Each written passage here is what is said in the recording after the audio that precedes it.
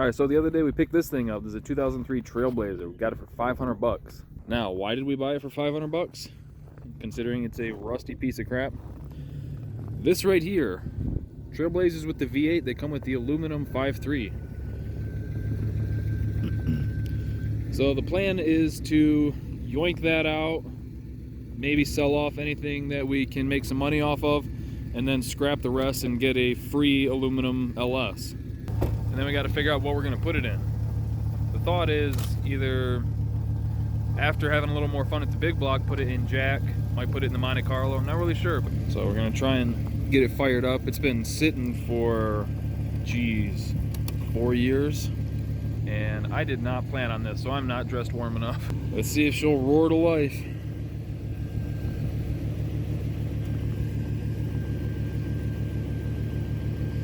Come on, baby. In a minute. She needs a second. Just a second. It does roll over though, so that's good. Looks like somebody forgot to cover the motor back up. All right, come on, baby.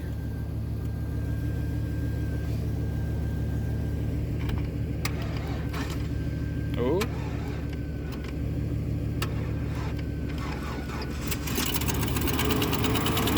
It's alive!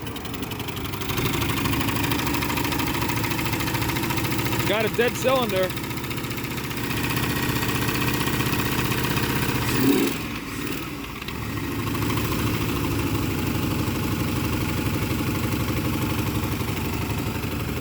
Woo!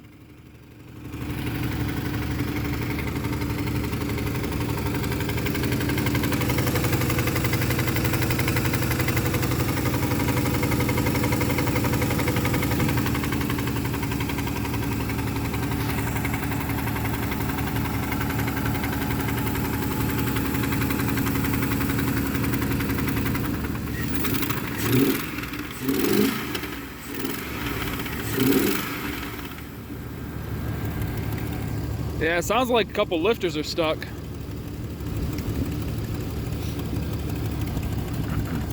But hey, it does fire up. Yeah, it sounds like a couple lifters are stuck. That's right in here. Yeah. Sweet. That ain't shit. That's not too quiet. Yeah.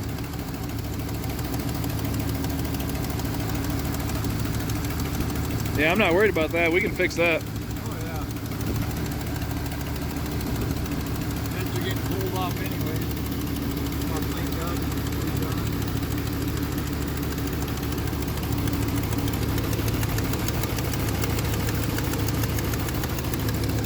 up. All right.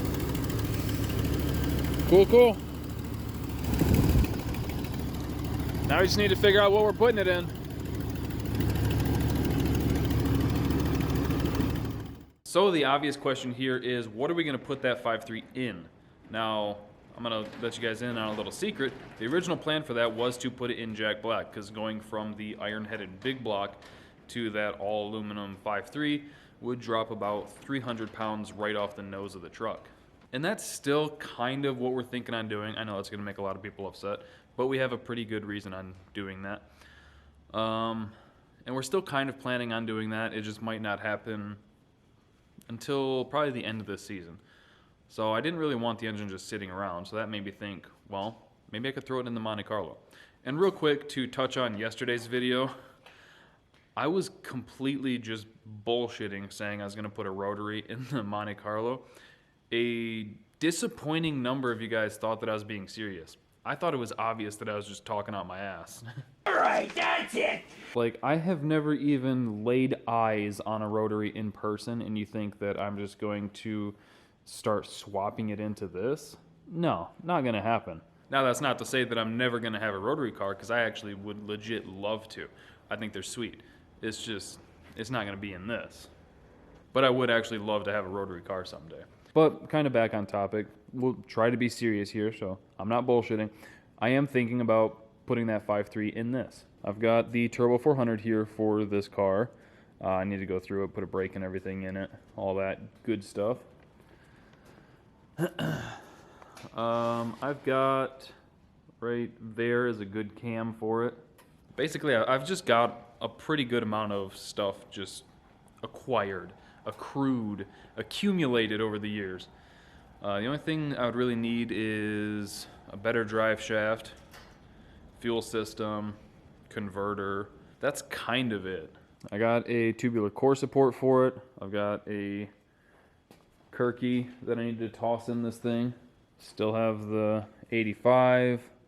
Got pretty much all the exhaust work over there. So that's kind of what I'm thinking is I might throw that engine together, toss it in this thing, and we'll just try to have fun with Jack. Probably mostly at the track because just the weight bias and everything, trying to get it to work on the street is just not ideal. So it'll hook at the track, and I think we figure out, might have to change converters in the truck, which isn't the end of the world. It might just be the end of the pocketbook. Figure out,